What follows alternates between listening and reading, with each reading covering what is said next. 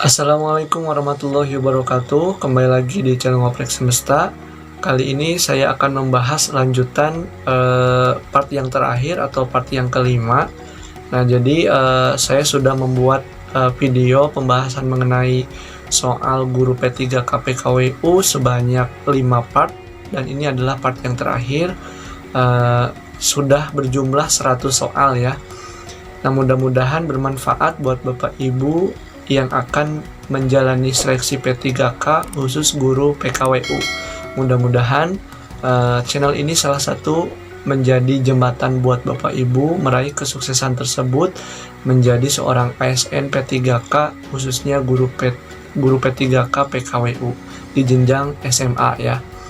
Baik Bapak Ibu, biar tidak lama kita langsung saja ke pembahasan part yang terakhir, yaitu latihan soal guru P3K PKWU. Nah, soal nomor 86 ya, karena waktu itu sudah nyampe di soal nomor 85. Nah, jenis tanaman yang mengandung karbohidrat dan protein sebagai sumber energi manusia biasanya disebut dengan apakah pangan, apakah budidaya, atau produktif, atau pertanian, atau perkebunan. Nah, untuk jenis tanaman yang mengandung karbohidrat dan protein itu untuk sumber energi manusia disebutnya adalah pangan ya.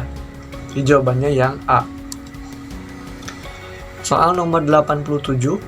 Nah, kerajinan yang hanya mengutamakan kegunaan benda dan memiliki keindahan sebagai tambahan agar menjadi menarik merupakan kerajinan yang mengutamakan fungsi, pakai, hias, produksi, atau kelestarian, pengembangan kebudayaan. Karena di sini kata kuncinya adalah yang mengutamakan kegunaan ya.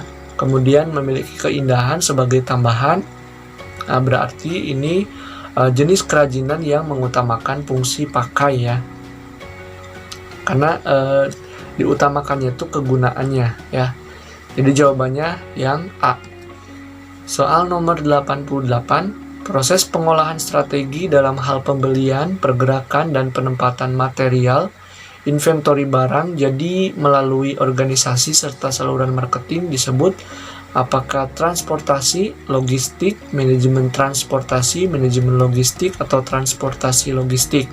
Nah, ini jawabannya itu adalah manajemen logistik. Itu soal nomor 89.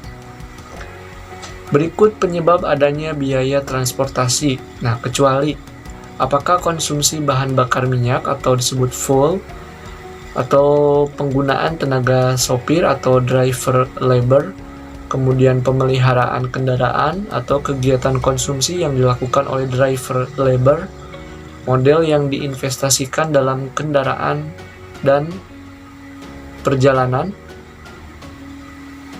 Nah, dari kelima jawaban ini, karena ini kecuali ya, jadi jawabannya itu adalah yang D. Kegiatan konsumsi yang dilakukan oleh driver labor. Jadi kegiatan konsumsi ini bukan penyebab adanya biaya transportasi. Kemudian soal nomor 90. Broker dan freight forwarder merupakan agen transportasi yang memfasilitasi apakah publik atau pengirim atau carrier atau penerima atau pemerintah. Nah, jawaban yang tepatnya itu adalah untuk broker dan freight forwarder itu untuk memfasilitasi carrier ya. Jadi jawabannya yang C. Kita lanjutkan ke soal nomor 91. Suatu perlakuan untuk mengistirahatkan ikan setelah mendapat penanganan tertentu di tempat pemeliharaan disebut apakah pemberokan atau desinfeksi atau sesuai daya tampung atau pengangkutan atau pengemasan. Ini jelas sekali karena sudah melakukan penanganan tertentu, kemudian ikannya itu diistirahatkan di tempat pemeliharaan, itu biasa disebut dengan pemberokan. 92 untuk soal nomor 92. Nah, untuk mengkomunikasikan produk itu perlu disusun strategi yang disebut dengan strategi promosi. Di bawah ini yang tidak termasuk komponen promosi adalah apakah dari pintu ke pintu, kemudian periklanan atau promosi penjualan atau penjualan tatap muka atau hubungan masyarakat. Nah, ini jelas sekali ya, karena strategi promosi itu bisa dilakukan dari pintu ke pintu atau juga menggunakan iklan atau juga promosi penjualan, misalkan mengadakan diskon dan sebagainya, atau menjual secara langsung atau tatap muka. Nah, jadi yang bukan termasuk komponen promosinya itu adalah hubungan masyarakat ya. Jawabannya yang E. 93, soal nomor 93, proses memasak rendang memakan waktu yang lama, yaitu sekitar berapa jam nih? Jadi proses memasak rendang itu berapa lama ya? Apakah 4 atau 5 atau 6 atau 7 atau 8? Nah, jawabannya itu adalah yang 4 ya. Jadi jawabannya yang A. 94, alat yang digunakan untuk mengukur kadar kekeruhan air pada budidaya ikan adalah apakah piring sheci atau gelas ukur, piring kekeruhan atau tabung ukur atau tabung sheci. Nah, jawaban yang tepatnya itu adalah antara A atau E ya. Piring sheci atau tabung sheci. Jadi, tapi jawaban yang tepatnya adalah yang A. Jadi piring sheci ini adalah alat untuk mengukur kadar kekeruhan air pada budidaya ikan.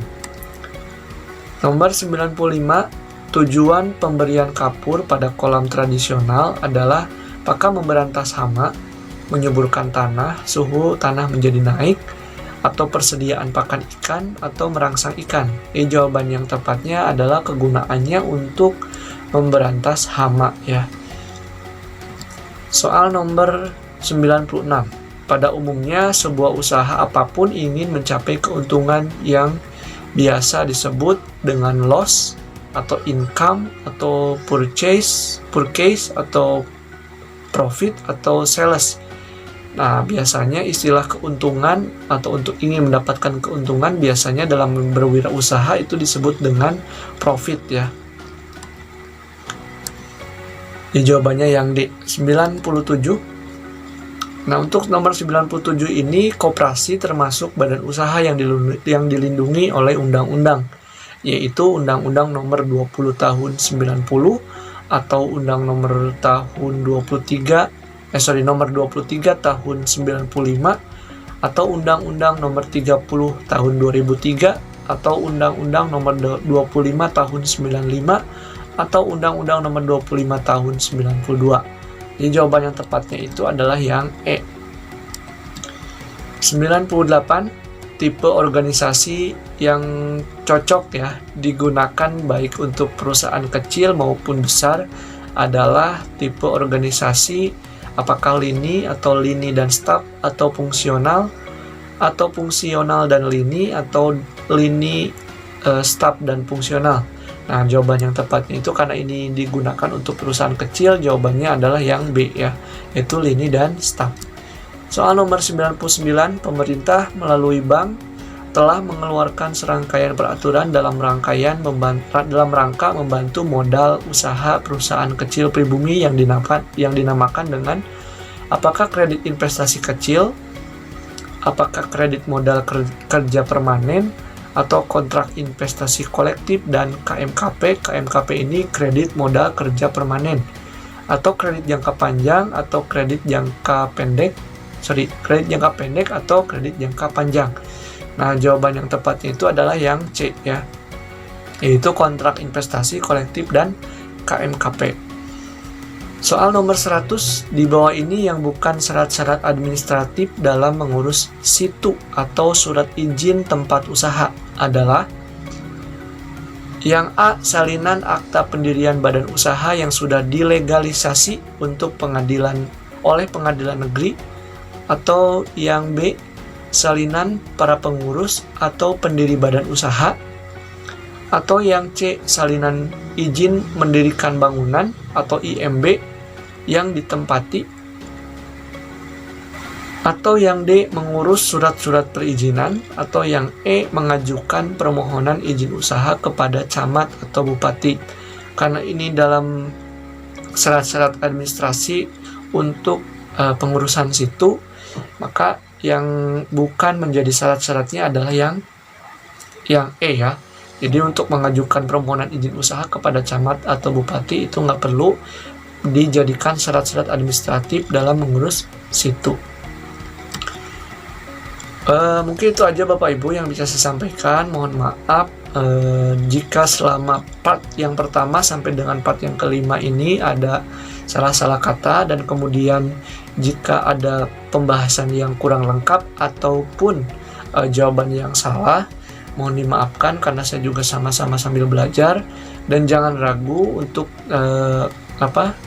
mengoreksi jawaban jika menurut Bapak Ibu jawaban yang sudah saya suguhkan ini ada yang keliru. Terima kasih sekali lagi, semoga bermanfaat dan semoga kita semua di tahun ini menjadi ASN P3K ya, seperti yang kita inginkan ya. Terima kasih. Assalamualaikum warahmatullahi wabarakatuh.